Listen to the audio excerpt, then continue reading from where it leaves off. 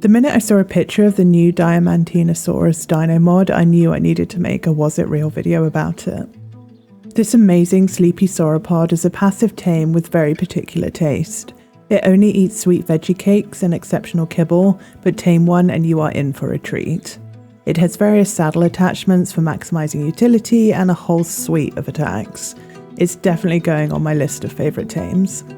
This Aussie Additions mod was created by Nicknamean and can be found on CurseForge.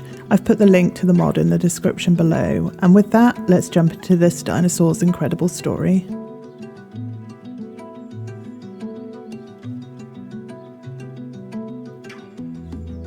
The first Diamantinasaurus specimen was found in 2005 on Elderslie Station in Queensland, Australia. It was discovered by the property owner and a formal excavation of the site began the following year. What they found were the remains of a sauropod intermingled with those of a theropod, the Australorhynchator. This first specimen was nicknamed Matilda, after the song Waltzing Matilda, which was written in the nearby town of Winton. In 2009, the dinosaur was scientifically described and named Diamantinasaurus matildae. Its genus name refers to the Diamantina River that runs close to the excavation site, and Matildae refers to the specimen's nickname. The holotype fossil consists of a skeleton with both forelimbs, the right hind limb, shoulders, pelvis, and several back vertebrae. The skeleton was about 30% complete, and up until that date it was the most complete Cretaceous sauropod ever found in Australia. The Diamantinasaurus roamed the Australian continent during the Middle Cretaceous period, about 100 to 95 million years ago. At this time, Australia was covered in large inland seas, and along its southern edge it was still connected to Antarctica.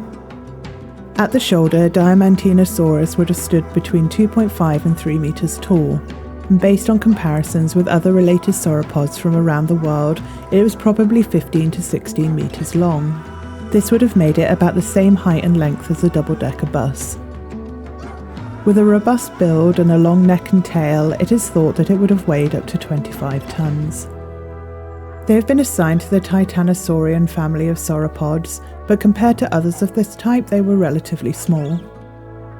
Their habitat was an extensive river plain within the lowlands left behind by the retreating Eromanga Sea. It would have been a mosaic of large winding rivers, freshwater pools, oxbow lakes, swamps and coastal estuaries. The climate was likely subtropical to temperate, and there would have been marked seasons and abundant rainfall.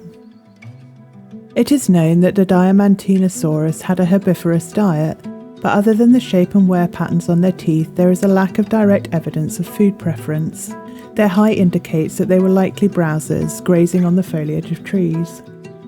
In 2004, a year before Matilda was found, another partial sauropod skeleton had been excavated, but it was not recognised as a Diamantinasaurus until 2016. Although slightly smaller in size, the second specimen, nicknamed Alex, was nearly identical anatomically to the holotype specimen. Containing parts that were missing from the Matilda fossil, these additional specimens enabled researchers to piece together more of the skeleton. The most exciting part of the Alex fossil is a large piece of the skull known as the brain case. This has allowed scientists to investigate the shape of the Diamantinasaurus's brain. In 2012, the remains of a third specimen were discovered. Nicknamed Oliver, this discovery was especially exciting because he was a juvenile, and the fossils of juvenile dinosaurs are very rare. Researchers hope that Oliver's fossils will provide important insights into the developmental processes of titanosaurs. A fourth specimen, this one nicknamed Anne, was discovered in 2016 at the same location as Matilda. This fossil contains previously unknown cranial elements and has enabled scientists to better understand the overall skull shape. One of the things that makes Diamantinasaurus exceptional is that very few titanosaurian dinosaurs are represented by multiple skeletons, and even fewer specimens provide any remains of the skull. The discovery and analysis of these additional specimens enables researchers to put together a more complete picture of this incredible Australian sauropod. Hopefully more fossils are discovered soon. Thank you so much for watching. Don't forget to like this video if you've enjoyed it, and subscribe if you haven't already. If you've made it this far, make sure to put Dinosaurs down in the comments, and I'll see you in the ARK. Take care.